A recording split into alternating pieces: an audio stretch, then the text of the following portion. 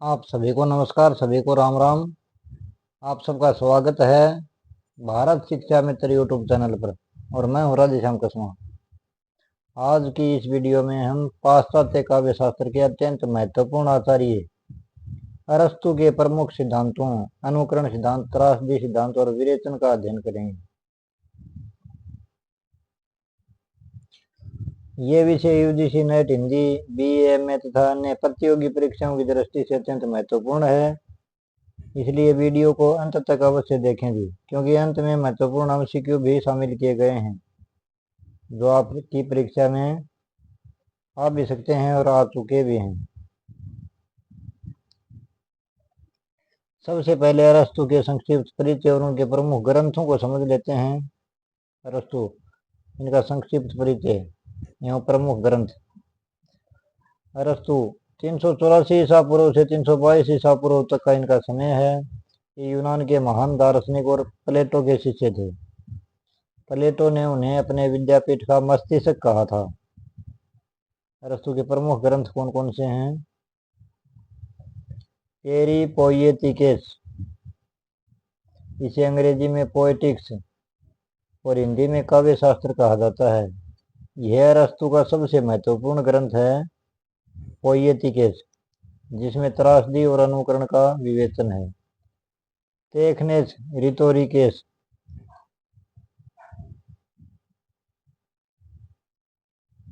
इसका अंग्रेजी अनुवाद रेटोरिक और हिंदी अनुवाद भाषण शास्त्र है। पॉलिटिक्स, इस ग्रंथ में अरस्तु ने संगीत के संदर्भ में विरेचन की चर्चा की है।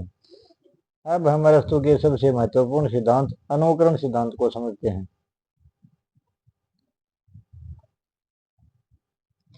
अरस्तु ने अपने गुरु प्लेटो के आक्षेपों का उत्तर देते हुए अनुकरण को नया अर्थ दिया। उनके अनुसार अनुकरण का अर्थ मात्र नकल नहीं है। मूल शब्द यूनानी शब्द मिमेसिस का हिंदी पर्याय अनुकरण है। अवधारणा, अनुकरण एक पुनर्सृजन है। कवि वस्तु को जैसा ही चित्रित नहीं करता जैसी वह है, बल्कि वैसी चित्रित करता है जैसी वह हो सकती है, संभाव्य।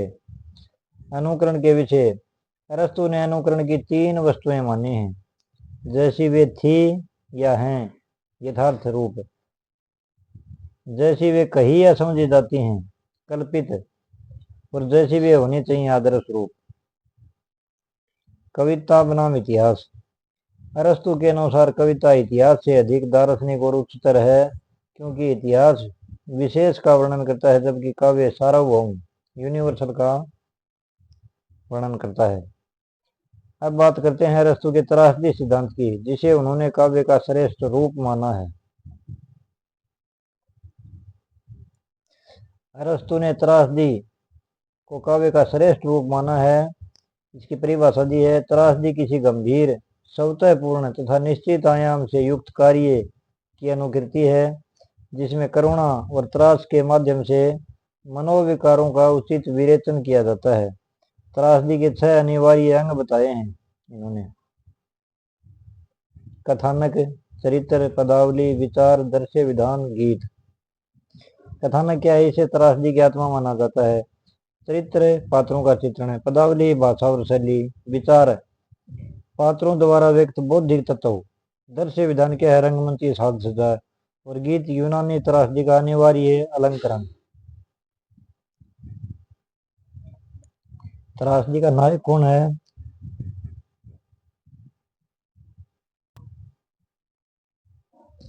नायक न तो पूर्णतः सज्जन हो और न ही पूर्णतः दुष्ट। वह अपने किसी स्वभाव, दोष या निर्णय की भूल के कारण कष्ट भोगता है, जिसे हेमर्तिया महान भूल कहा जाता है। प्रमुख तत्व स्थिति विपर्य और अभिज्ञान जटिल कथानक के महत्वपूर्ण अंग हैं। अब हम विरेचन सिद्धांत को समझेंगे, जो अरस्तु की काव्य शास्त्र का अत्यंत चर्चित सिद्धांत है।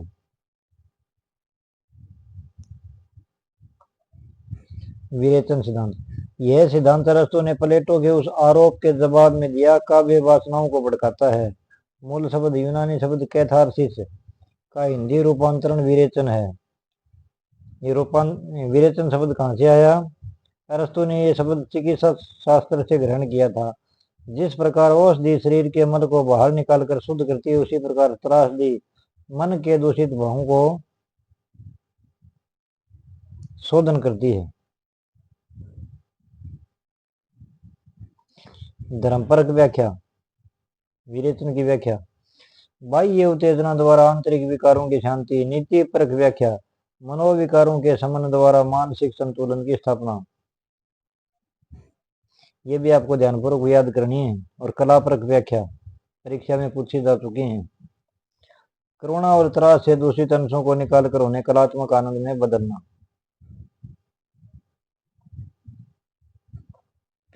उद्देश्य क्या है?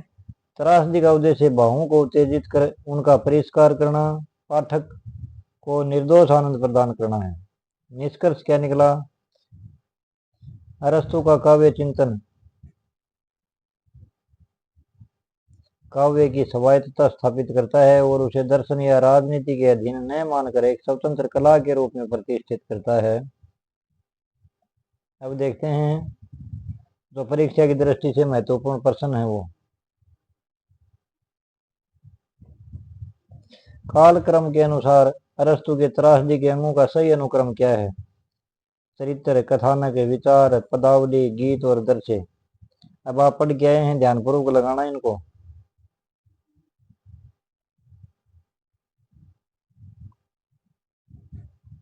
अगला प्रश्न देखते हैं, ये स्थापना और तर्क वाले। अरस्तु के अनुसार काव्य इतिहास की तुलना में अधिक दार्शनिक और उच्चतर है। इसका तर्क दिया है क्योंकि इतिहास सार्वभौम का वर्णन करता है और काव्य केवल विशेष का। आप अब ये भी पढ़ के आए हैं। बाकी मिलान वाले प्रश्न, सूची 1 को 2 से मिलान करना है। सूची 1 में है शब्द, सूची 2 में है उसका अर्थ है। एमर्तिया, स्थिति का अचानक उलट जाना, अज्ञान से ज्ञान की ओर संक्रमण, नायक द्वारा की गई घातक भूल, मनोविकारों का शुद्धिकरण। ये आपको ध्यानपूर्वक मिलान करना है इनका। और एक कागज पेन लेके लिख लेना कि आपके कौन कौन से प्रश्न सही हुए हैं। उत्तर इनके अंत में दिए गए हैं, मिला लेना। पहले आप खुद अभ्यास करो भी कौन से प्रश्न सही हुए हैं इसमें से। मन में ऐसी कल्पना करो कि हम परीक्षा हॉल में बैठे हैं। मेरे विद्यापीठ के 2 भाग हैं, शरीर और मस्तिष्क। अरस्तु मस्तिष्क है, ये कथन किसका है? प्लेटो का है, सुकरात का है, होमर का है या अरस्तु का है? अरस्तु के विरेचन सिद्धांत की कलापरक व्याख्या करने वाले प्रमुख विद्वान कौन हैं? गिलबर्ट मरे, बोर्नेज, बुच्चर, लीवी। अरस्तु ने अनुकरण के लिए किन 3 वस्तुओं का उल्लेख किया है? यथार्थ, आदर्श और प्रतीयमान, सत्य, शिव, सुंदर। अर्थ, धर्म, काम, अतीत, वर्तमान और भविष्य।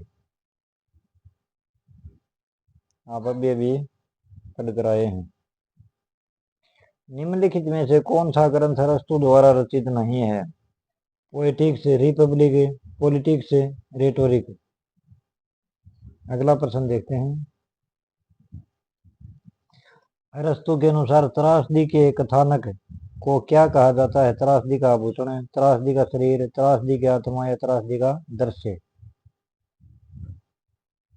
ये मृत्यु का संबंध किससे है? नायक के पराक्रम से, नायक के वैभव से, नायक के चरित्र दोष या निर्णय की भूल से, नायक की सफलता से। अरस्तु ने विरेचन शब्द मूलतः किस शास्त्र से लिया है? चिकित्सा शास्त्र से या धर्मशास्त्र से या राजनीति शास्त्र से या अर्थशास्त्र से? अब ये उत्तर कुंजी है, आप इनमें अपने उत्तर मिला लेना। तो साथियों, आज की इस वीडियो में हमने अरस्तु के अनुकरण सिद्धांत, त्रासदी सिद्धांत और विरेचन सिद्धांत का अध्ययन कर लिया है।